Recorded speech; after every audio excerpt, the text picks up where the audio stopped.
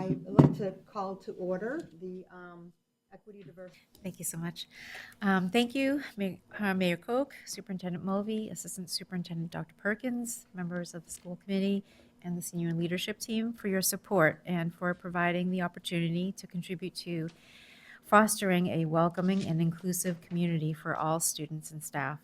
I am deeply honored and genuinely excited to be part of the Quincy Public Schools, where I've had the privilege of collaborating with exceptionally talented staff and students who consistently pursue excellence. It has been a highly rewarding experience to see how much we are able to accomplish as a district from year to year. Before going into a reflection on the progress of the past year's 4 goals, I'd like to highlight the information shared on page 4 of the DEI Program Improvement Plan, which talks about the challenges with our state's teacher pipeline. Massachusetts is experiencing an alarming decrease of enrollees into teacher preparation programs in comparison to the nationwide enrollment. According to a report by the Learning Policy Institute, over the past 5 years, Massachusetts experienced a 34.6% decrease in enrollees versus just a 0.6 decrease nationally into teacher preparation programs. Additionally, completers of these programs decreased by 21.9% in Massachusetts versus a 4.1 increase nationally. So in other words, Massachusetts has 34% less enrollees and 26% less completers than the nationwide averages. The impact of this decline is further compounded for aspiring teachers of diverse backgrounds who only make up 13 to 14% of those enrolled in teacher preparation programs. To tackle these challenges, we are forging partnerships with colleges and universities to offer discounted and free coursework or degree programs for both staff and students. We are collaborating with other districts to connect staff with opportunities for advanced education and pursuing grant funding to create meaningful experiences for high school students, such as working as interns in our schools. Additionally, we are providing MTEL support and implementing initiatives to retain staff from diverse backgrounds. Last year, our primary objective for workforce diversity was to develop and implement structures, tools, and partnerships designed to establish a robust pipeline system aimed at enhancing the diversity of the district's workforce. Building a teacher work pipeline, however, poses challenges in demonstrating short-term impact. While we have observed promising anecdotal indicators such as high school education interns returning as substitute paraprofessionals and expressing interest in teaching careers, the full impact may take several years to materialize as they transition into educator roles. To date, our progress has been evaluated primarily by the breadth and number of support initiatives introduced, with our goals focused on expanding these opportunities. A detailed summary of the opportunities made available to staff and students this year is provided on page 6 of the plan. Among these opportunities, we secured 3 full scholarships for a master's in education with a focus on moderate disabilities at LaSalle University, emphasizing support for multilingual students learning English with disabilities. Through Regis College, we were able to enroll 9 QPS students participating in a 3-week residential program, earning 6 college credits and also receiving a $2,000 stipend upon completion. Additionally, Stonehill College and Regis offered free coursework and certificate programs in DEI and culturally responsive teaching. As detailed in Appendix C on page 24, we also established partnerships with local colleges and universities to offer reduced tuition for various programs, including Curry College, Lesley University, Merrimack College, and Regis College. Notably, Regis College also extends its tuition discount to family members of QPS staff. The value brought to the district through these opportunities and partnerships was approximately $172,000. As expected, Hiring of diverse staff to the district has not changed significantly. Pages 17 through 19 present district data on student demographics and staff hiring trends by subgroup. Our student population continues to grow more diverse with slight increases in Asian, Black, Hispanic, and multiracial students and a slight decrease in white students. This year, we hired less staff than last year, most notably many less educators, just 65 this year as compared to 112 last year. Despite this decline, the proportion of diverse educators and paraprofessionals hired increased slightly from 19.64% last year to 21.37% this year, even as the overall percentage of diverse staff hired decreased slightly from 25 to 24.2%. Our collaboration efforts with other districts and higher education institutions saw a significant increase in reach. Building off of the success we had last year, we hosted both a bachelor's completion and a master's in education info session where we asked partners in other districts to share the opportunities with paraprofessionals, provisional teachers, and community members. Last year's bachelor's information session had about 20 RSVPs and 6 attendees. This year, we had over 180 RSVPs with over 30 attendees. Last year's Masters of Education session had 9 colleges and universities and 65 participants join. This year, we had over 20 colleges and over 100 participants joining. Several of these colleges have low-cost and convenient programs, especially for aspiring educators of color and working professionals.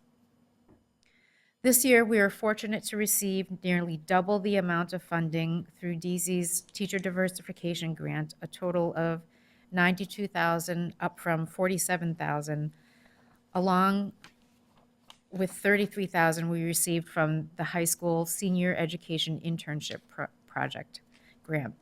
We were able to expand our high school education internship program to high school juniors as well as high school seniors while partnering with our after-school program providers, Q-Care and STARS. This allowed us to have 60 interns this year versus 40 last year. We offered MTEL coaching to 13 people along with their vouchers for their test fees, and we were able to provide tuition reimbursement for 13 employees. Reflecting on goal 2 around closing the opportunity gap or providing programs to support our most underserved students, we were able to bring in the He Is Me, I Am King mentoring program to Quincy High School for 2 groups of boys. The program connects Black and brown boys to a mentor that reflects their background while providing a cell curriculum.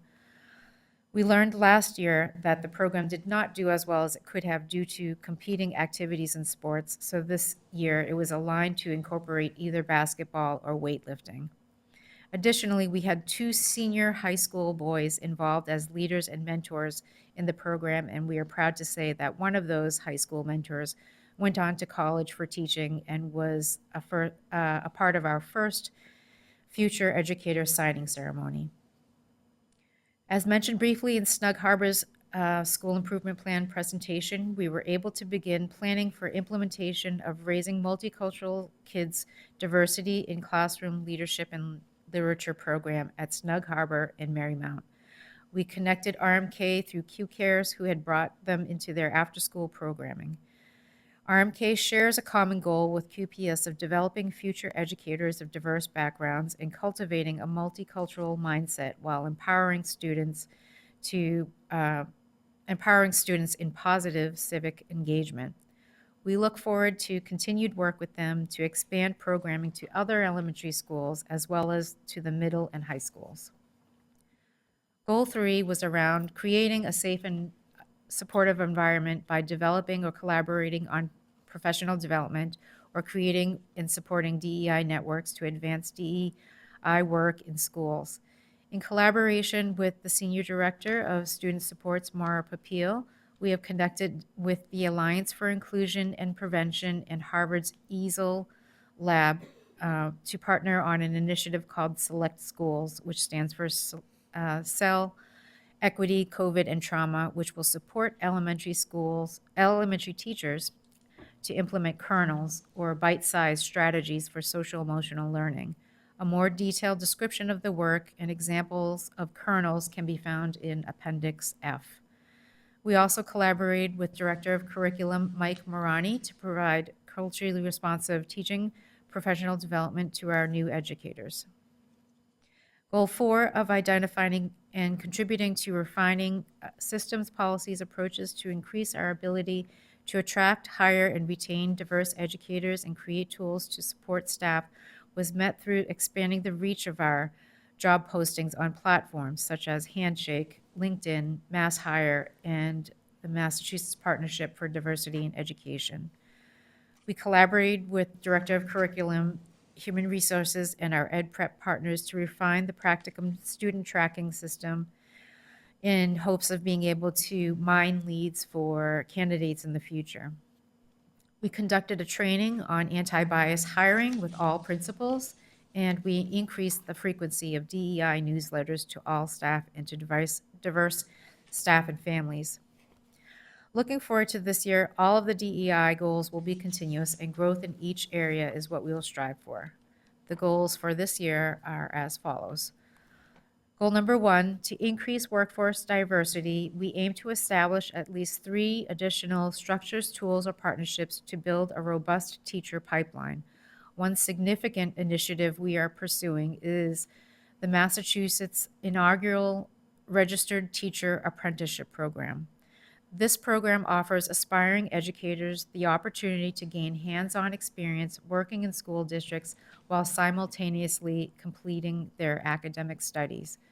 The program provides funding for a limited number of districts which can be allocated at their discretion, such as covering tuition costs or salaries. While the Department of Education, Elementary and Secondary Education acknowledges that the most significant pipeline gap occurs between high school and college, many of the grant applicants are focusing their applications on funding Masters of Education programs due to their shorter path to licensure. We are excited about our ongoing discussions with the RTAP program coordinators, particularly their enthusiasm for our unique partnership with Quincy College. Through this partnership, some of our graduates will earn an associate's degree by the time they complete high school. By collaborating with a college offering a bachelor's degree program that leads to licensure, we can enable these graduates to join the apprenticeship program immediately after high school.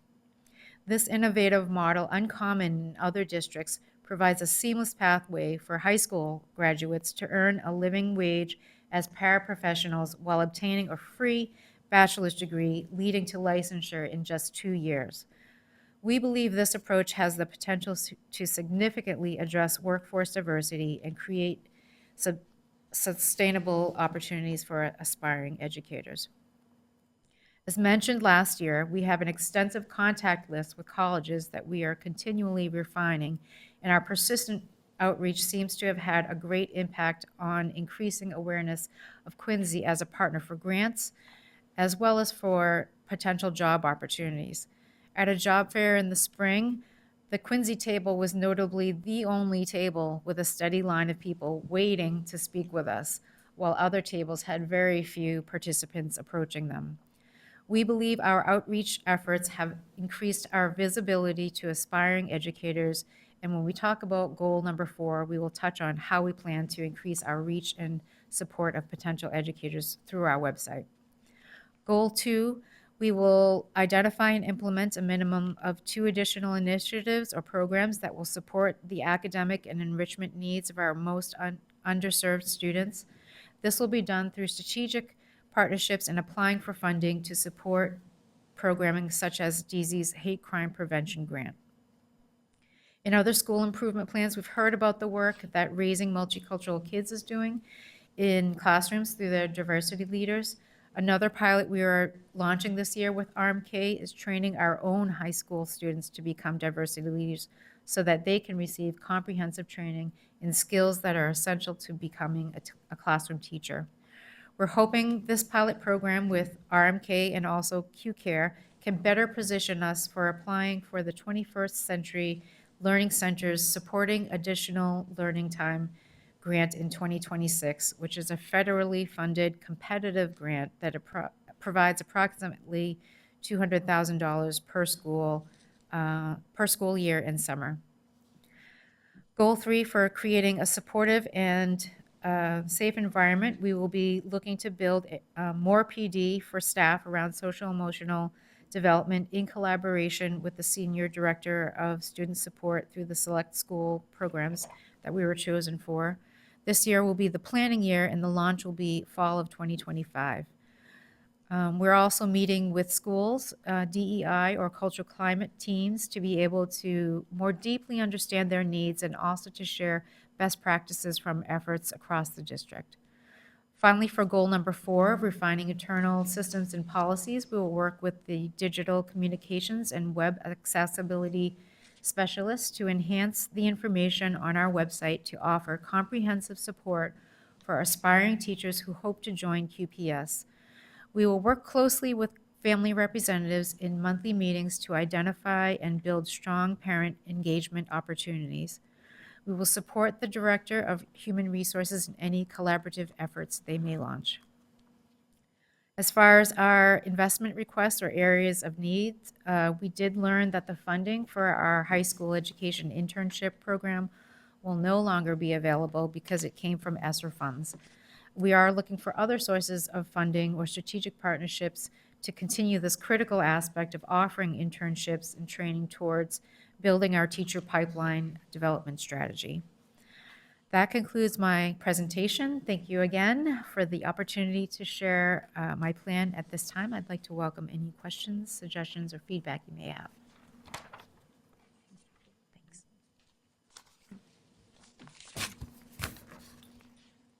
Thank you very much. That was very comprehensive. I have a couple of questions and comments. First of all, the information on page, I think it was page 9. No, the information on page 6 is incredible. It's really great. Thank you. It really is great. I mean, that's an incredible amount of work, so don't often understand, we don't see what you're doing, but now we see what you're doing. So it's pretty impressive. That was a great deal of work. Very, very nice. And on page 13, I think I had a question. Oh, yeah, the Alana Group. How is that going? Is that work? Are people showing up? Are people coming into? Yeah, so it's a combination of meetings and a combination of opportunities. So tomorrow we're actually having our potluck, and it will be at the high school if you want to pop by, the President's Cafe. Usually those are the events that seem to draw more of our employees. We get maybe like 20-ish people. The events are like the bachelor's completion sessions or the master's of education sessions, to just make sure that we're connecting our staff with opportunities to, if they want to become teachers, have the further education. I actually got an email from a different district inviting me to that program. I thought that was pretty cool. And the Quincy Public Schools, I thought, oh, I know them. So it was very cool to see that kind of work being done. And on page 18, I had a question. So do you think that's helping?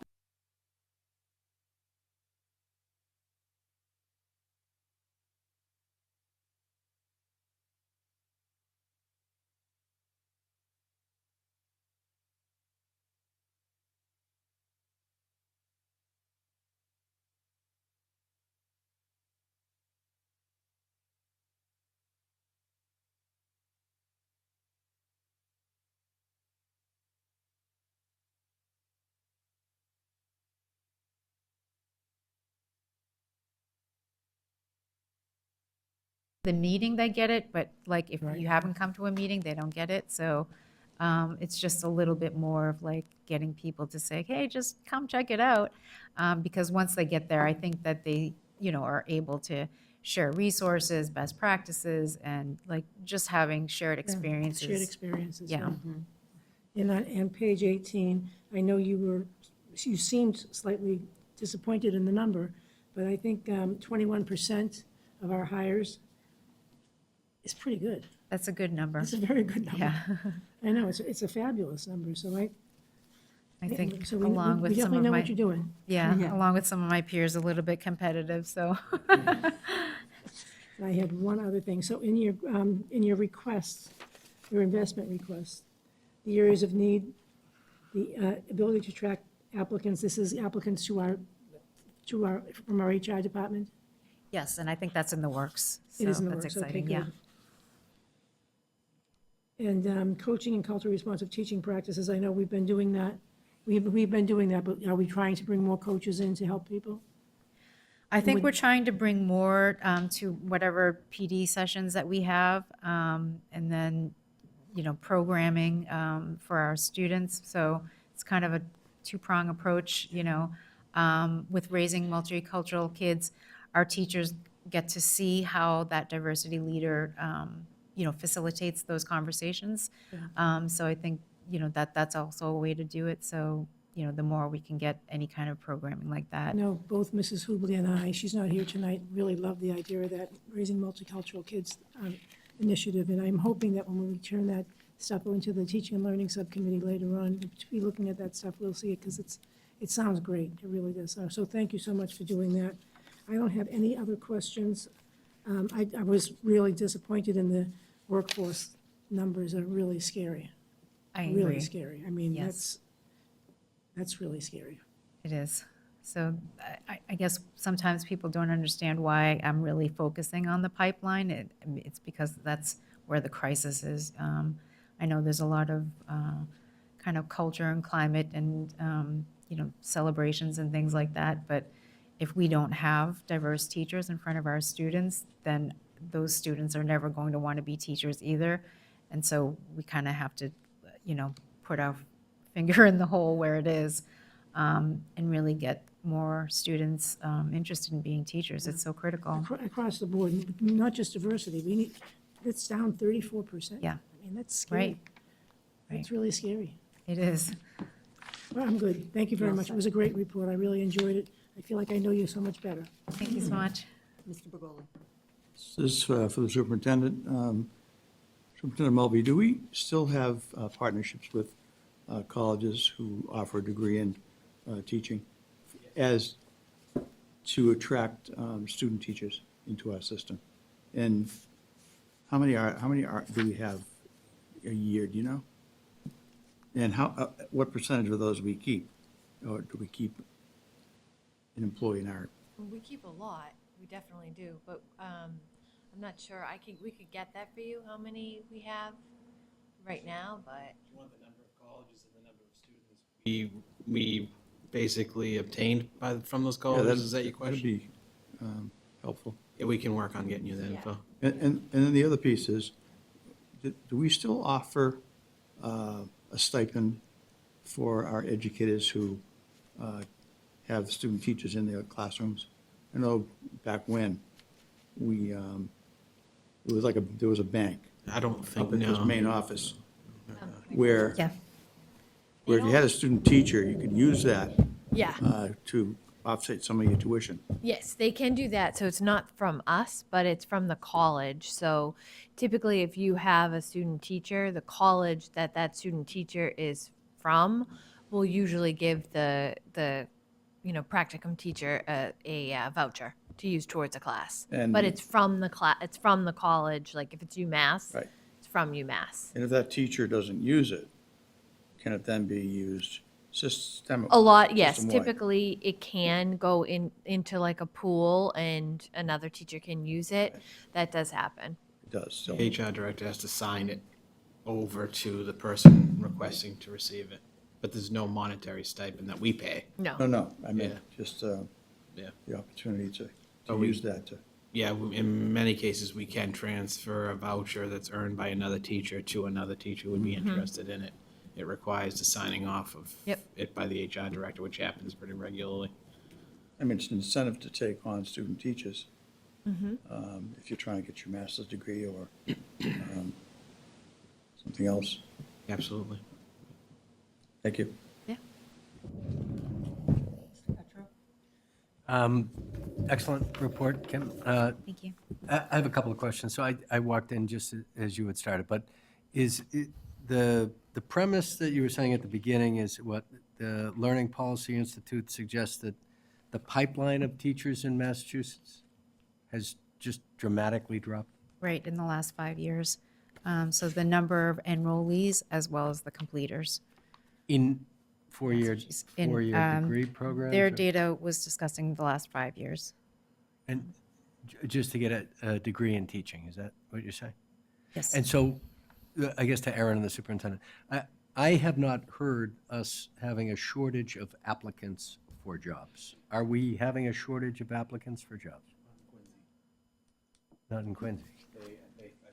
In other cities and towns, but fortunately not in Quincy, and we don't want that to happen, so that's why we want to stay ahead of it and be proactive. Yeah, no. Do the pipeline and get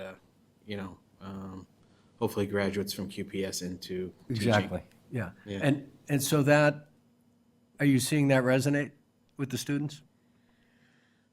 We're kind of in the beginning stages of the programming. I know that we've had the internship, I think it was 1 year before I got here, and then when I got here, we tried to really kind of more align it with like getting some training around teaching and like working with some students to do focus groups and things like that about teaching to really learn like what the barriers are or what they're, so we've learned a few things, some of it's cultural, like their parents don't want them to be teachers.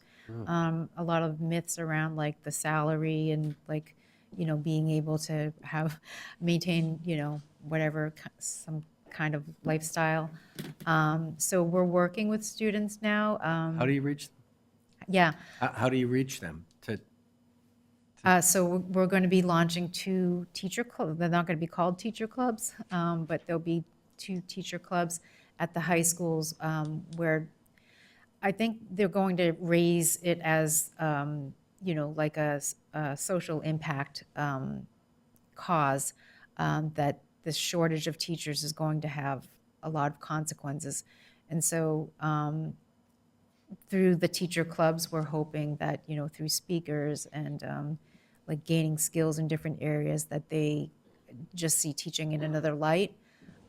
So that's kind of one way we're thinking. The other is through the apprenticeship program, hopefully offering, basically a free bachelor's that might help some of the families, see that, it's not a huge investment because of all that,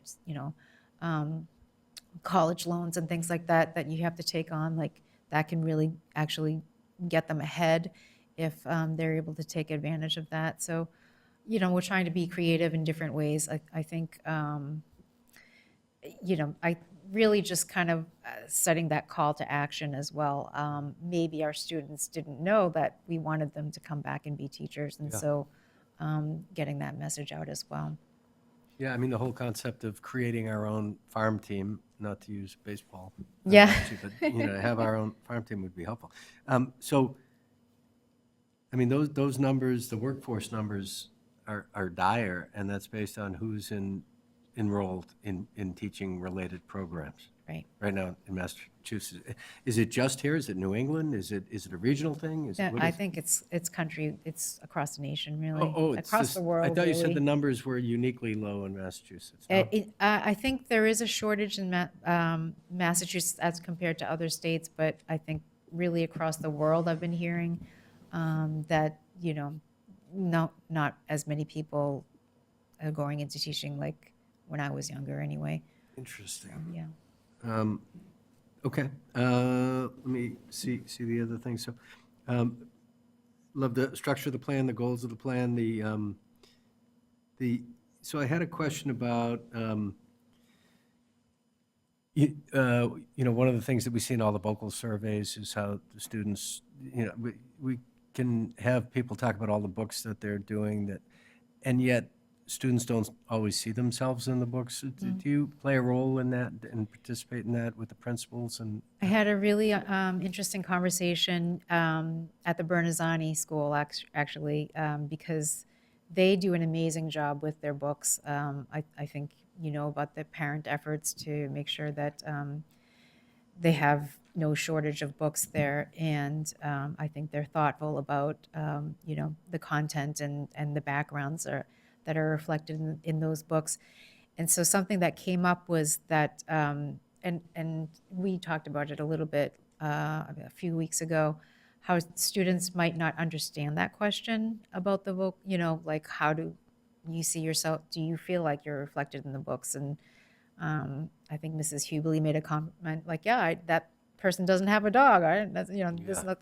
So one of the teachers had a really good idea and talked about doing like a lesson on windows and mirrors so that they could understand the concept of seeing yourself in a book. It's not literally, seeing yourself in a book, but, like someone of your background, someone of your, family structure. So, I think that was a really smart idea to implement something like that so that they could better understand that question. That's just in Bernazani or across the board? Well, I shared it in the newsletter I think it's as a great well, idea. just to say, that's an opportunity for people to think about framing that better for our students to understand, so that, we get more accurate results of what's actually happening. Yeah, I mean, it exposes them to so many different things, but it's also an opportunity to see themselves. And that's got to be framed, I think, Yes. from the outset. And then,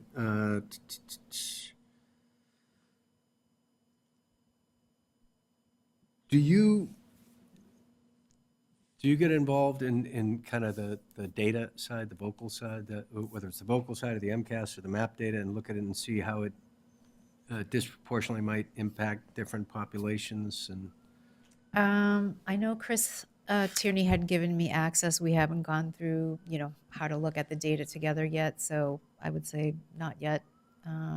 But, it's something I'd be interested in. yeah, I mean, I was through the school improvement plans, I was impressed that all of the principals kind of wrapped their head around chronic absenteeism, and we saw some great improvements in that, but I know that it disproportionately impacts, based on economics or demographics or whatever the case may be. So just your viewpoint on that, especially if it stays chronic in those subcategories, is useful to hear, I think. Yeah, Mara sits right next to me, so we've talked about doing some, attendance newsletters and things like that. So that's something that we'll hopefully get into the works shortly. And from and I know we hear this at the school level, but from a 10,000-foot level, family engagement, translation, all of that, how do you see that? It seems like, all of the tools that have been implemented, SMORE and the family liaisons, translation line, like those, I've never seen that in another district. So I feel like, we're ahead of other districts in that way, especially with the population that we have, speaking other languages. I guess family engagement is something that we're, everyone is still trying to figure out, how to do that successfully. I have a group that I actually just met with them right before this meeting, really smart parents, and, we're also talking about ways to, build capacity at both sides of the school and of parents to engage in school. So like what conversations need to be had, what supports need to be put in place. So yeah, that's something we're interested in. And final, I guess, comment, last question.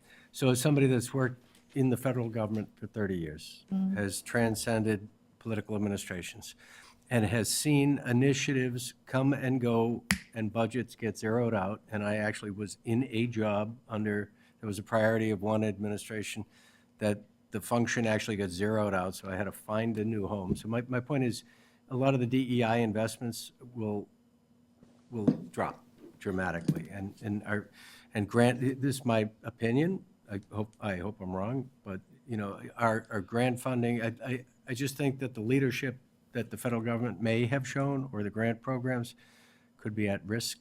Have you heard any rumblings or thinking, or, I mean, I assume that the grant that we have is a one or a multi-year grant. We don't, even though they might try to dry it up, we're still going to get whatever. Yeah, we'll see. I know that they just passed the Educator Diversity Act right before, was it last month? I think it was. Was it signed by the president? It was signed by the governor. Oh, in so Massachusetts, locally, okay. I thought yeah, you so- meant a national. I mean, I don't know what's going to happen in the future, but, if it sounds like there's going to be a shift to the state governments, and so here, I think that could be different than other states. But yeah, we'll have to wait and see. Yeah, I don't see a lot of help coming out of But the DC. teacher shortage is across the board. I Yeah. mean, so something has to be done to get, those numbers up, and so we can still do the work. Yeah. Well, I know what they propose to do to the Department of Education, so hopefully there'll be some grants to the states or something to help recruit, but Yeah, that's it. Thank you. I appreciate it. thank you. Mrs. Perdios. Thank you. Thank you for the plan. In talking about hiring, I know that we kind of have two separate issues here, right? We have a hiring in general, kind of, I don't want to say crisis, but a hiring in general issue. And we also have a diversity in hiring. So I kind of I'm going to try to limit my comments and my questions more to the diversity side of that, knowing it's a bigger conversation. So the new hires and the, that we have here on the graph on page 18, how, are you tracking retention on those? Are we retaining the diverse hires that we're hiring over these last, what do we have, 5 years of data here? We don't have that, I don't have that data. That's something we could work towards with human resources, and Chris has been, great at providing anything. But I think there is some coordination between, I think it's Munis and Aspen. So like, it's not like we can just print out a report. You kind of have to match things up. I don't know the details of it exactly, but it's not like in a number you can just easily get. There's kind of some analysis that needs to take place. So I think the numbers can be discovered, but no, we don't have, I don't Okay. have that. That would be just great to know, just to see how we're doing, right? Or, the diverse hires we're getting, to Mrs. Lebo's point, they're not insignificant, but just to make sure that those educators and other positions, they're feeling supported, they're not feeling alone, and they're not leaving. So just knowing that, I think that's probably the best advertisement for our district, is if we're hiring people and supporting them in a way that makes them want to stay. I think that would be some interesting data to have. Yeah, And, I think anecdotally though, across districts, that is, a problem across the board with retention. I think that I've heard from my peers. I have like monthly meetings that I go to with associations, and everyone is kind of struggling with retention. And actually, some districts say, like recruitment is the problem, retention is. So it's across the board. It's not like what we're doing here in Quincy. right, retention, do you mean specifically on diverse hires or any hires? Well, we were talking about diverse hires. Yeah, okay, so maybe finding out why. I mean, I know at some point, someone had asked about, do we do exit interviews? That might be something that's really useful for you in this efforts, right? So, Yeah. I mean, they all work together. Yeah. In building the pipeline, in Yeah. trying to do all these partnerships. I think, if we're doing all this work to get people here and they're not feeling supported and they're leaving, Yeah. then we're kind of shooting ourselves in the foot, Yeah, but also, if we aren't bringing people in, then, the feelings of isolation, like you can't really fix through a survey. It's more like we need to change, who is who are their peers. So, do you know what I'm saying? Right. Yeah. I'm just saying, Mrs. Lebo's point, that it's not an insignificant number, and I think we're probably doing better than some communities. So Yep. I think looking around, you certainly see the students reflect that diversity. So I feel like we've already got a good leg up there. So just understanding what we could do better, what we could do differently, knowing that we're not perfect, and always. And then during COVID, we were hiring educators on an emergency license, which I believe was good for a year. We're not doing that anymore, are we? No one's doing that anymore No now. one's doing that. Okay, so all the educators we're hiring have their full initial licenses? Okay, Yeah, if they don't, Bridgewater offers a program for them to finish their program and get their license. So that was made available through the ESSER funds, I believe. And in these efforts, in the hiring efforts, in kind of really focusing on teaching in the pipeline, are we partnering with QEA at all on any of these efforts? Yes, we haven't had a conversation like formally yet, but we have talked about, our partnership in applying for the registered teacher apprentice program. Okay, yeah, I think anything that we're doing here is only going to be stronger if we partner with them and get their thoughts and their Right. ideas on how Yeah, to. Gail and I have kind of spoken in passing, but Yeah. haven't gotten a meeting yet. That would be great if, just, build it, you would mention in here, trying to find partners. I think that would be a really smart one to gain there.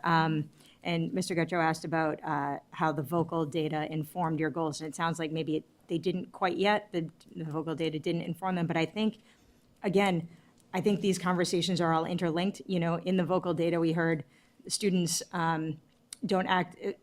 students were asked if their peers acted how their teachers wanted them to, and that seemed pretty low. Well, that's going to make your teachers leave, right? I mean, if you have a problem with peer-to-peer interaction and fighting and bullying, that's going to make it's going to be a little more frustrating work environment, right, to be in. So I think it all is sort of related. So I think that having that vocal data to inform some of your initiatives would be great. Because again, I think that teaching is different now. Teaching's harder now after COVID, and I think that's why you're seeing the pipeline shrink. Right. Is that it's difficult, and kids need more support now than they did, and I think school districts just need to figure out how to do that, right? And I think that's what we're in the process of doing. Okay. But I think that vocal data would be really important here. Sure. We aren't losing teachers, though. Our teacher retention is very, very good. So it's the vocal survey with regard to any frustration that the teachers may be having and leaving, that's definitely not happening. Okay, Yeah, we have good retention of our staff. thank you. Appreciate that. And then the last kind of area I just wanted to talk about was, I think everything you have in here is fantastic. There's a couple areas I'd love to see expanded a little, or that didn't really get mentioned. Equity in a bigger sense, right? Like opportunities across the district. Are we looking across the district? Does every school have equitable access to different? I know not every school has the Raising Multicultural Kids, and you mentioned Bernazzani has a really great program for getting diverse books. Well, what about some of these other schools? So just kind of looking at equity across the district, I think could be maybe looked at a little bit more in here, as well as, I didn't see anything about, LGBTQ kids, just what we're doing to support them. I know the Safe Schools, we've partnered with Safe Schools program before on that topic, and just seeing that reflected in here and continued, I think is a really, would be. That's Mars area. Yeah, Sure, well, okay. equity, diversity, inclusion, I feel like maybe it's a crossover, but I didn't see anything in the SEL plan specifically on LGBTQ issues, so I thought maybe I'd see it in this one, so maybe just between the two, just to be sure The that we're. specific partnership you were talking about, Safe and Welcoming Schools, that program, she brought that in last Yeah. year, yeah. Yeah, I just love to see that reflected in one of the program improvement plans. Is the apprenticeship, kind of last question, but it's circled back to the first topic, sorry.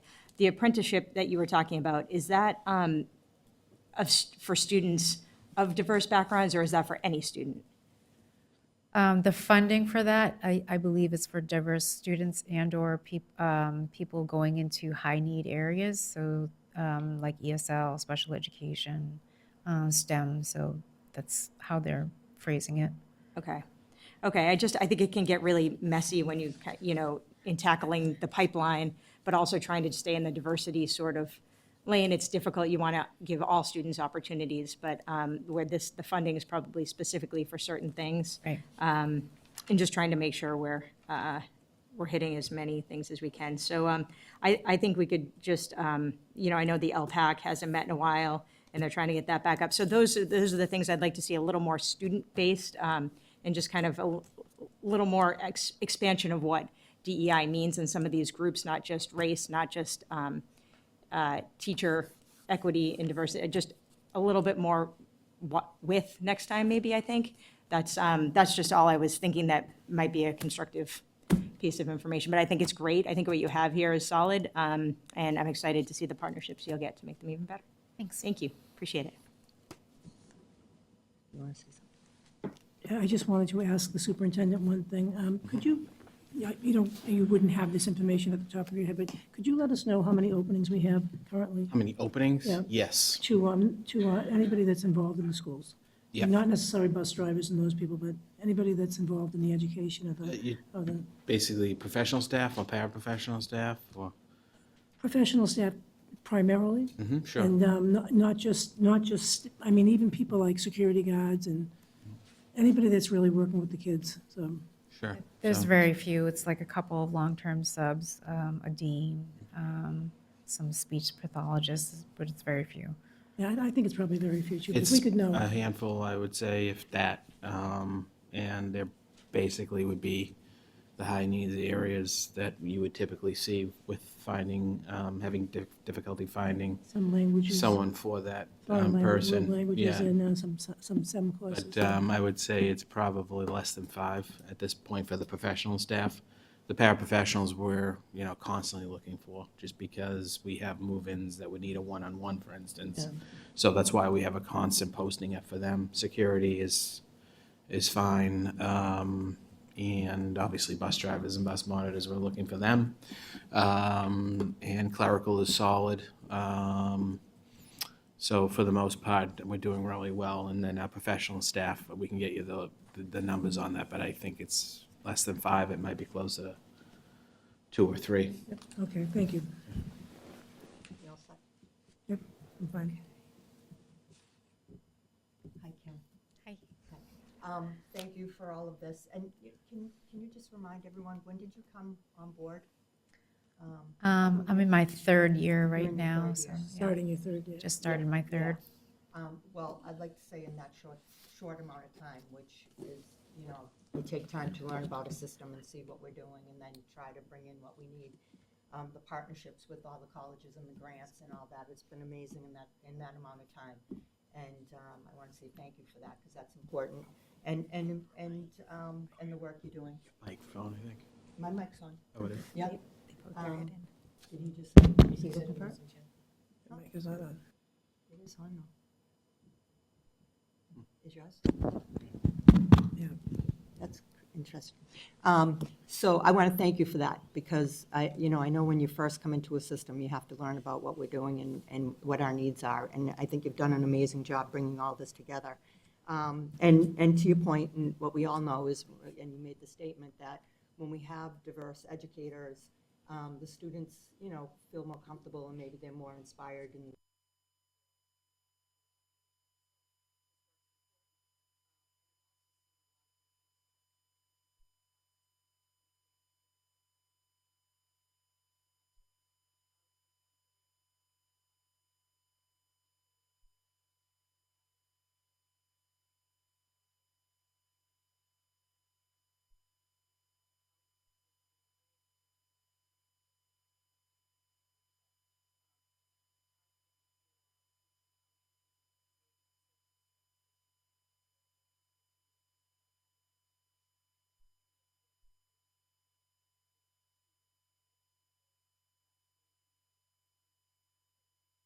in education and, maybe there of people that would want to come to teach, So is that anything that you've thought about? Looking Yeah, that's a at the- great idea. Yeah. Yeah. I thought, I think that, and also if you're looking in Quincy, we have a lot of social media sites. We all know about QIE, which is, they have thousands of people that follow that. And it might be a good place for us to post some of these opportunities because the college piece is amazing to have this opportunity for people, if they have a degree in math or something, to be able to get their education certification.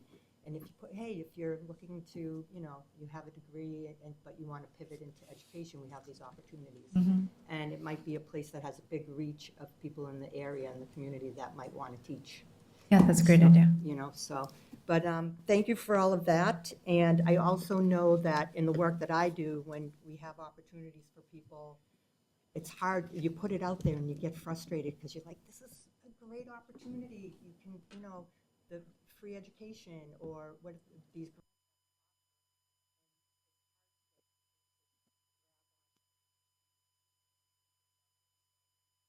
Can be a little bit difficult to do. Whatever you have done, thank you for the work you're doing. Thank you. So I had one other question.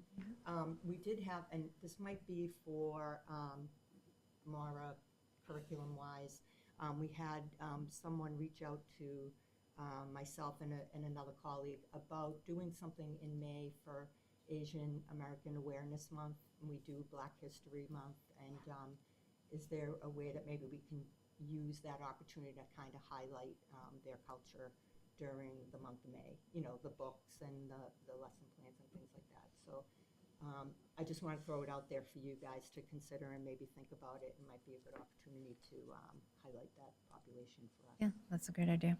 Okay. Yeah. Thank you. Anyone Thank else? Yep, we're good? All right, thank you. All right, thank you so much. Oh, motion to accept the plan, Seconded by you. seconded by me. All set? I'll say. Yes, thank you. Thank you. Thank you, Kim. Thank you so much. Kim, thank you. Thanks. I don't know why mine's not working, but see, I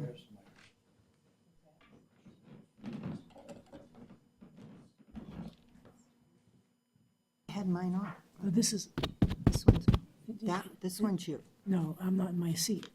I'm you. Oh, and that's you're- right. Oh, and that's.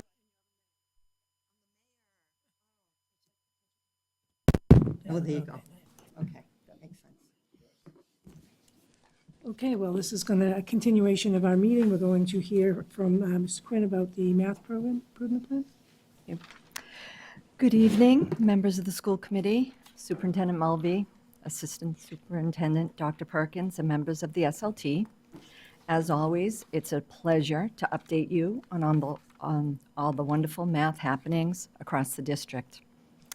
We're incredibly fortunate to have a dedicated team of 11 math specialists who support all our elementary schools and 2 of our middle schools. The mathematics program identifies and supports students who face challenges in developing foundational math skills. Students are selected by the Integrated Learning Team, ILT, based on assessment results and overall math performance. The goal of the intervention is to strengthen and reinforce students' understanding of key numeracy skills and concepts. Once students are identified, math specialists analyze the data and develop targeted action plans using evidence-based materials and activities. A list of those resources and interventions can be found on page 6. Last year, the math team contributed to the district's MAP goal by focusing on enhancing students' math fluency and number sense. In addition to providing small group instruction, math specialists pushed into classrooms to co-teach lessons, facilitate centers, and address students' needs in real time. The team maximized every opportunity to support students' growth. Several team members led what they called snacks and facts, using 15-minute windows of time to engage students in math games while the students ate their snacks. Whether offering extra time with illustrative mathematics games or introducing new ones, this additional practice helps students reinforce and solidify their learning.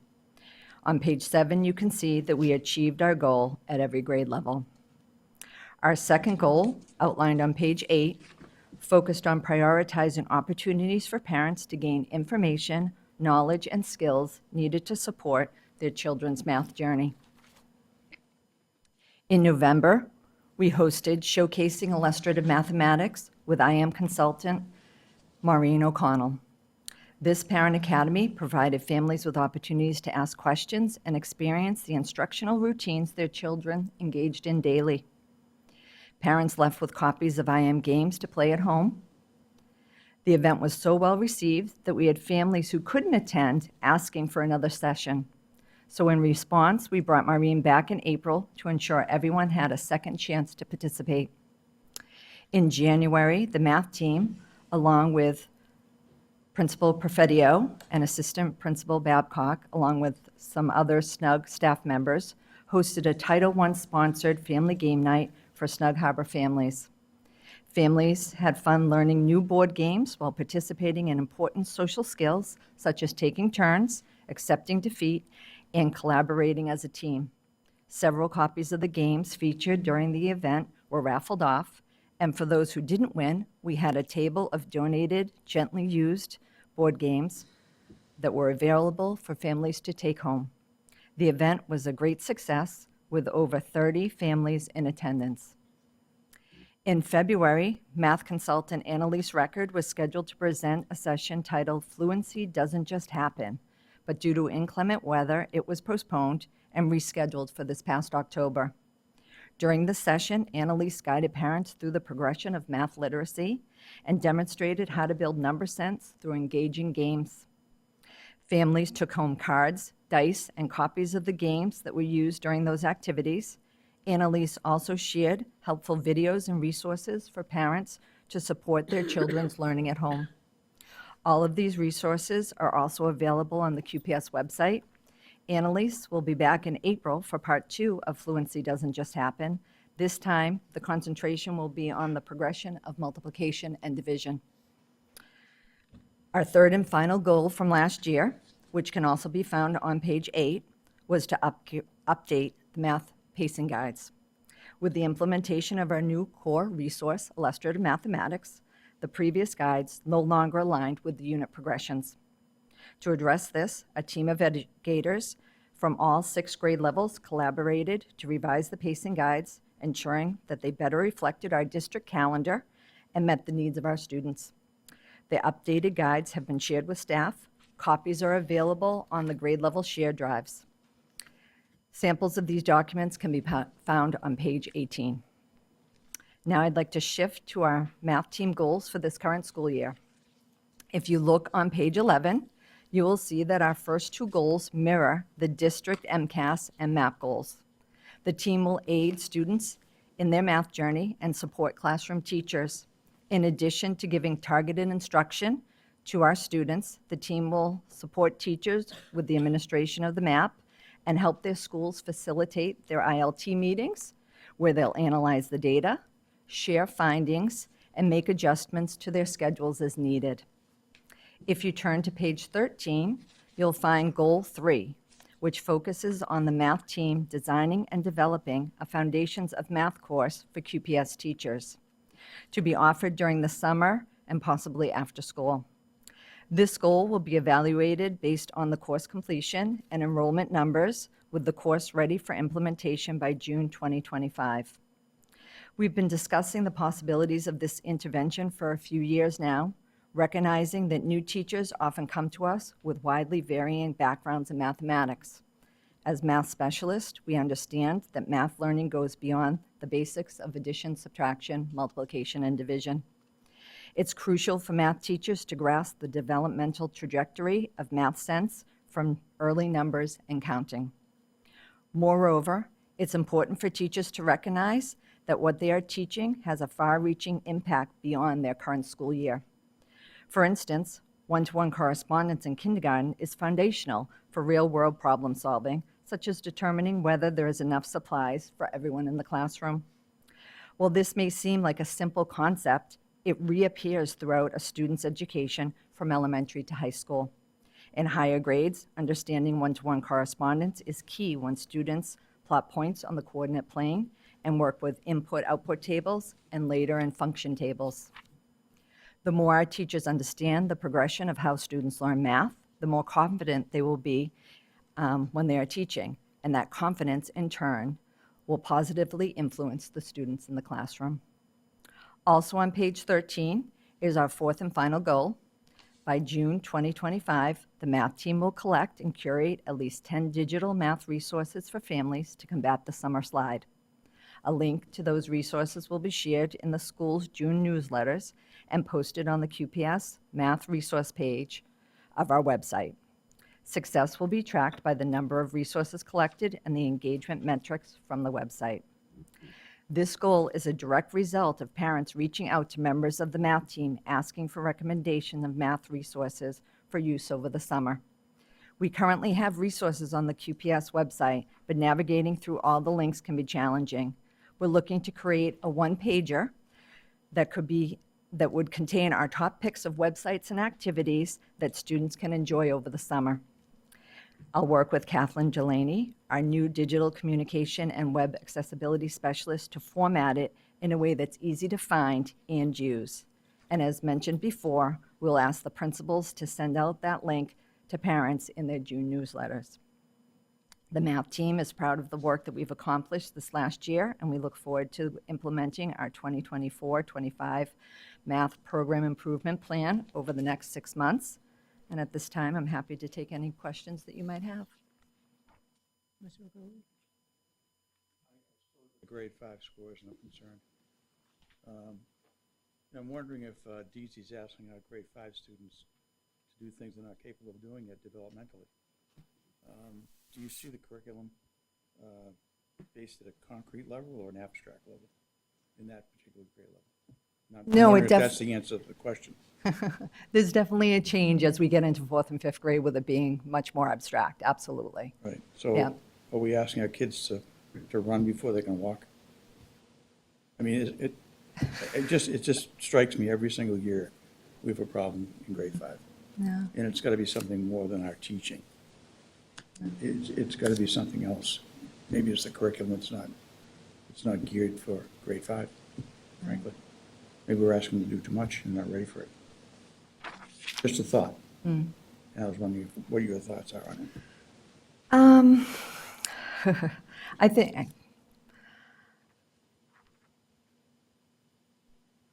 that's it's a hard question. As a former 5th grade math teacher, I do think it's challenging. I think a lot of things that they're asking is certainly challenging. But I think our students are capable of it. I think with the new illustrative mathematics program, I think we have some really great lessons that can lead them in that direction. It's a lot more comprehensive, whereas Go Math was very, here's the lesson, the next day here's another lesson. It didn't all connect. So with illustrative mathematics, there's such a clear progression, especially with things that we find more difficult when we dissect the MCAS, like fractions, how it starts in it starts actually before 3rd grade, but when we look at like what they're doing in 3rd grade, where they really dive into fractions, to 4th grade, to 5th grade,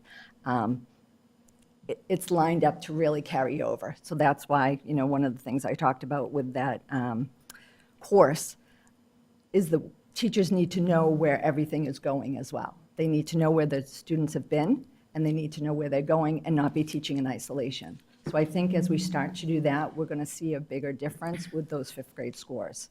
And with our math interventionists, now that we have math interventionists in all the buildings, we've had, in our last meeting, had a discussion about what are we doing with our 5th graders? How are we targeting them? How are we helping the teachers that we have to target those students and looking at the data and not just what the math interventionists can do by pulling them out or working with a small group, but how can the teaching in the classroom change to help support that and those abstract needs that they need to learn. All right, thank you. Okay. No. This is my mic. So from Go Math to illustrative math, is this the 2nd or 3rd year that we're doing that? In terms of when we started, I would consider last year was our first year with 3, 4, and 5 with full implementation. Okay. So technically, we had not used Go Math the year before, but we hadn't trained the teachers yet. So we left it open to, are you going to continue just using what you've used, and then as you get trained, jump into it? Some jumped in right away.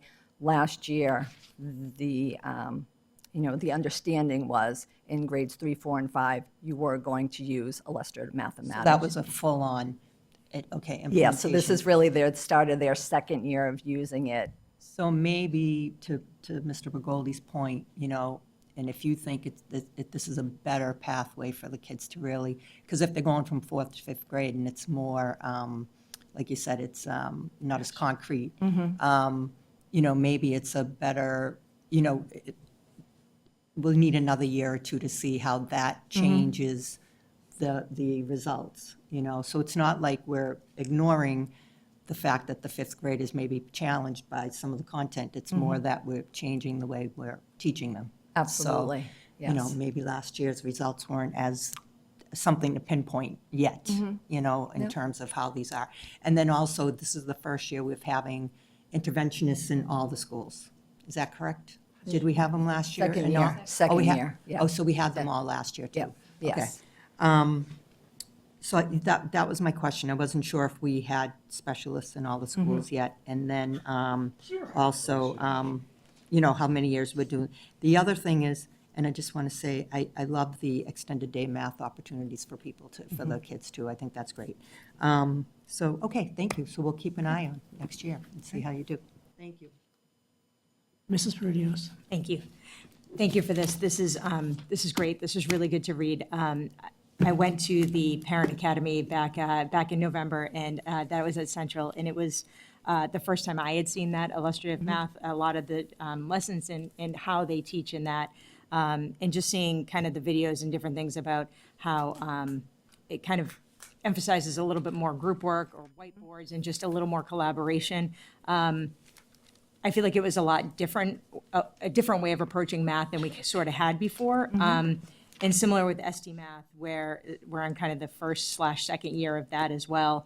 And it seems like a lot of people are really excited about it. And I don't know that it's going to hit the goals we want, but I like that we're trying a new way of doing it. And I think it's going to take more than a year or two to see the results of that. So, you know, but I know everyone's really excited about it. And it was great to see parents come out and learn about it, because all you hear is, well, I don't know how to do the new math. I don't know how to help my kid.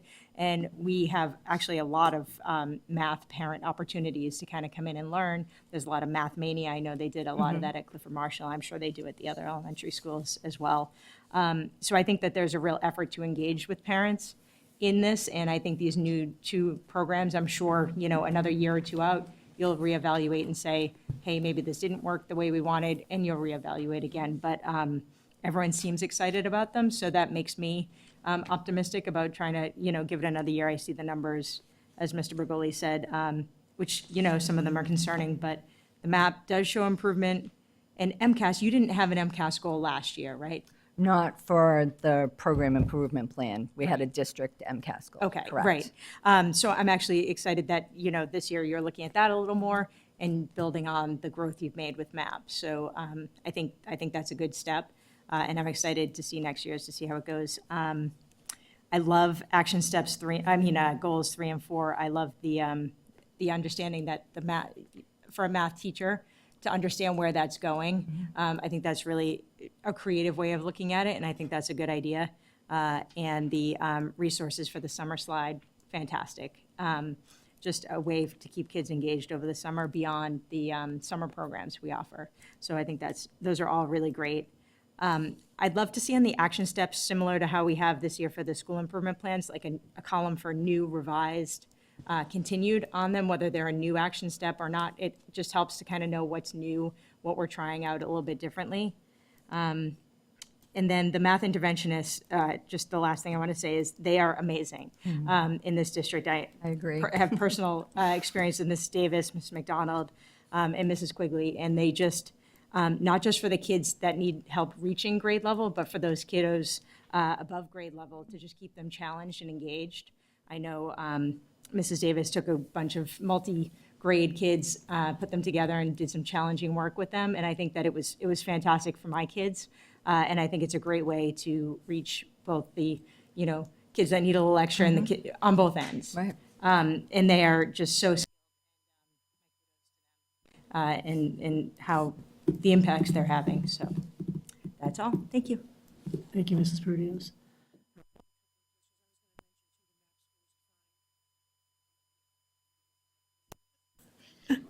The math scores, the MAP scores are great, so it's, you know, and so it doesn't show up in the MCAS. And I really like the goals on page 13 too, but the Foundations of Math course that you're designing, I hope it isn't just too foundational, because I think the problem exists in the more abstract stuff. And I think if we could maybe show all those teachers what 6th grade math looks like, what the kids are expected to do in the 6th grade, we might have a better a better shot. I know traditionally math was not, for teachers my age, Yeah. elementary teachers weren't really taught how to teach math.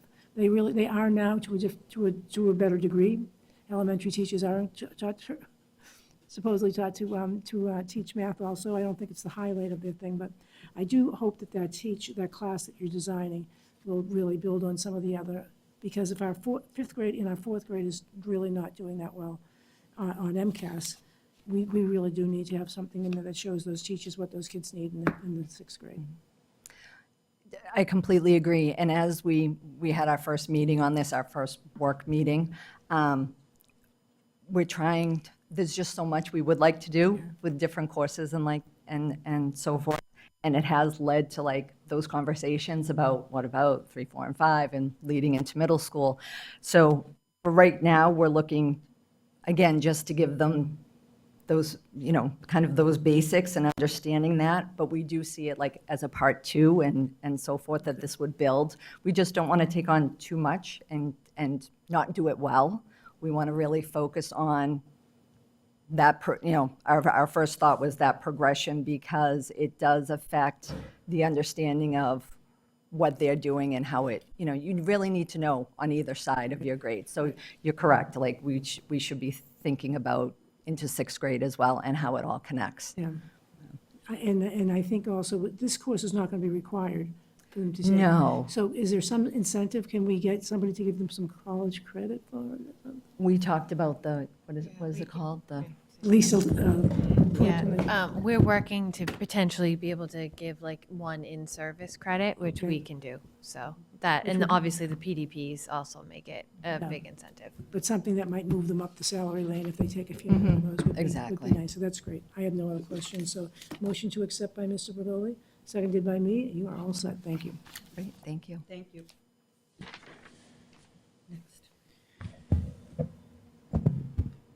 Good evening, everyone. Good evening. My name is Bridget Vaughn, the Literacy and ELA Coordinator. It is my honor to sit before you this evening to share this year's Literacy Program Improvement Plan.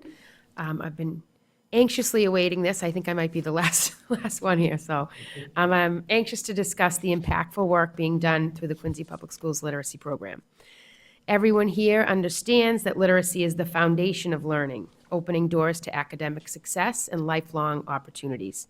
Tonight, I'll share the program's mission, structure, successes, and goals, as well as its critical role in shaping the academic futures of our students. The Quincy Public Schools Literacy Program exists to equip students with the foundational reading skills necessary for academic success. These skills, phonemic awareness, phonics, fluency, vocabulary, and comprehension, form the building blocks of literacy and help students confidently engage with texts across disciplines. The program doesn't stop at instruction. It also fosters a love of reading, encourages family involvement, and offers professional development opportunities for educators. Together, these efforts create a culture of literacy that extends far beyond the classroom. The literacy program in action uses a tiered model of instruction based on the response to intervention, or RTI framework. Details can be found in our program design on pages 6 and 7, and also in our Literacy Action Plan appendix on pages 25 and 26. In summary, Tier 1 provides universal core instruction for all students with differentiated strategies to meet varying needs. Tier 2 offers supplemental interventions for students at moderate risk of reading challenges. And Tier 3 delivers intensive individualized instruction for students facing significant reading difficulties. Educators use data-driven tools such as Amplify MClass and NWEA Map Growth to identify students' needs and measure progress. Form targeted interventions that help close gaps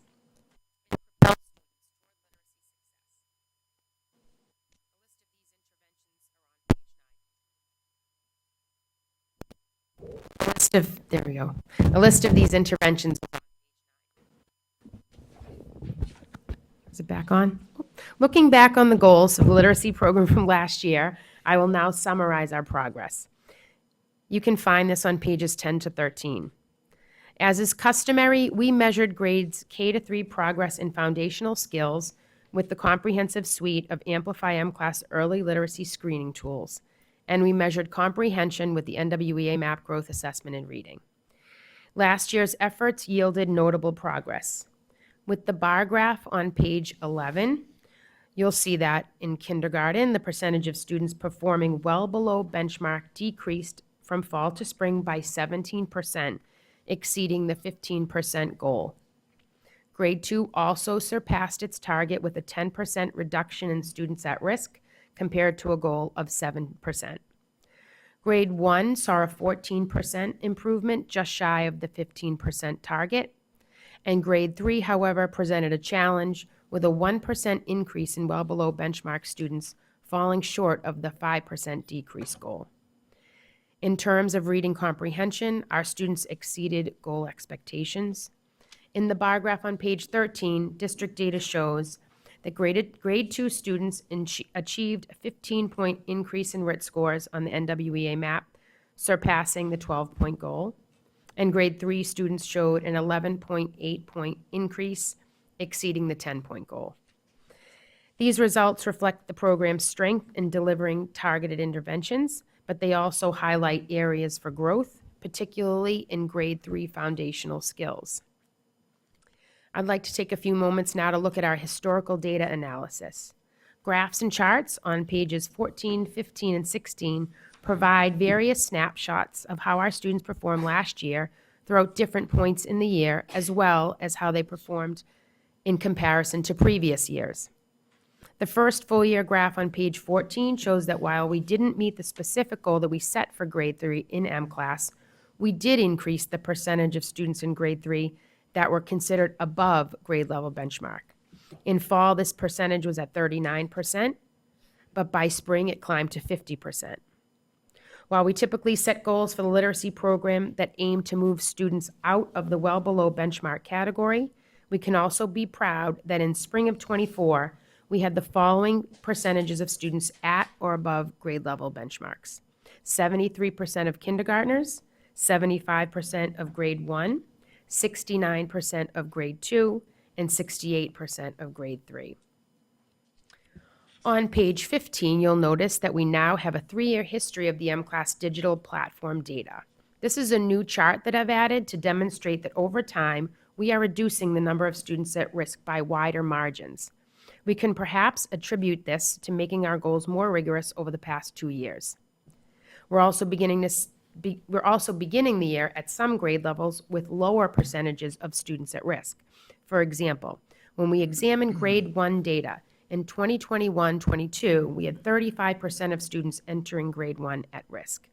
That dropped to 34% in 2022-23 and to 29% in 2023-24. In the third column, in the end of year EOY column, you can see that with each year, we have lowered the percentages of students at risk.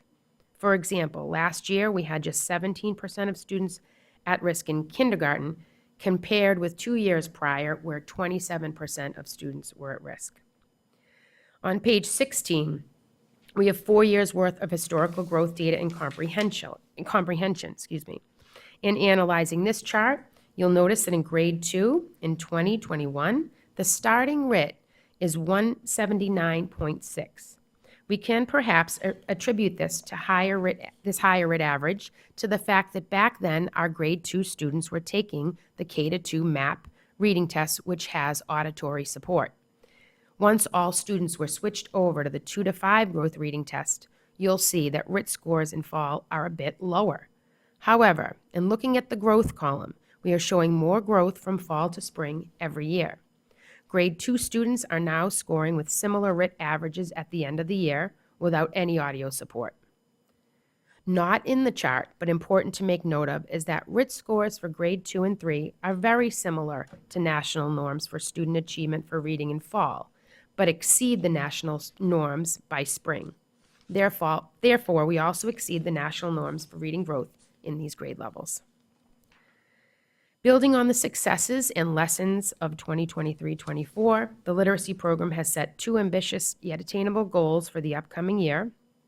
Goal 1 is to improve foundational skills for K-3 students as evidenced by a decrease in the number of students in the well below benchmark performance category. Specific targets include a 15% reduction in kindergarten and grade 1, a 7% reduction for grade 2 students, and a 5% reduction for grade 3 students. Progress will be measured by using the Amplify M-Class with Dibble's 8th edition Comparing Populations report. Our first goal remains the same as last year, since we've increased this goal significantly over the past 2 years. Goal 2 is to support the district's objective of improving reading comprehension through small group instruction and targeted interventions. Success will be measured by RIT score increases on the NWEA Math Growth Summary Report, a 12-point increase for grade 2 students, and a 10-point increase for grade 3 students. For our second goal in improving reading comprehension, we are also keeping this the same as last year in hopes that we continue to see the student growth and achievement on MAP Growth Reading Assessment. These goals reflect a comprehensive approach to literacy, addressing both foundational skills and comprehension, while focusing on differentiated support for students at every level. The action steps of the literacy team directly connect to our mission statement and literacy action plan. These are listed on pages 17 through 20. While these action steps are related to the literacy program as a whole, literacy team members customize them to meet the needs of action steps created in their individual school improvement plans. Professional development is quite extensive this year and is listed on pages 21 through 24. Some highlights include a summer structured literacy course that we customized for QPS educators with Lisa Brooks from the Commonwealth Learning Center.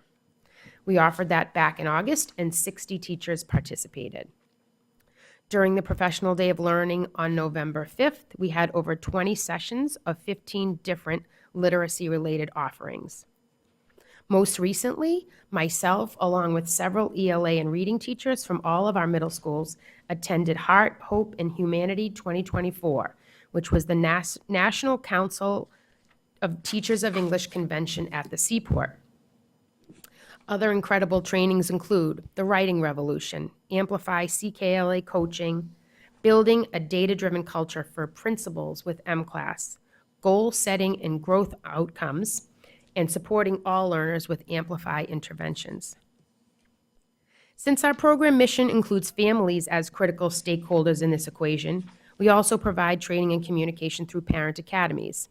Just last week, and since parent conferences are at this time of year, we had a parent academy for families in K-2 on supporting your child's literacy development at home. And when we return after winter recess, we have a similar one for families with children in grades 3 to 8 on January 14th. We worked with the National Center for Improving Literacy, which has an entire website and toolkit for families. We provide interpreters for these parent academies, and recordings and slide presentations are shared on our website.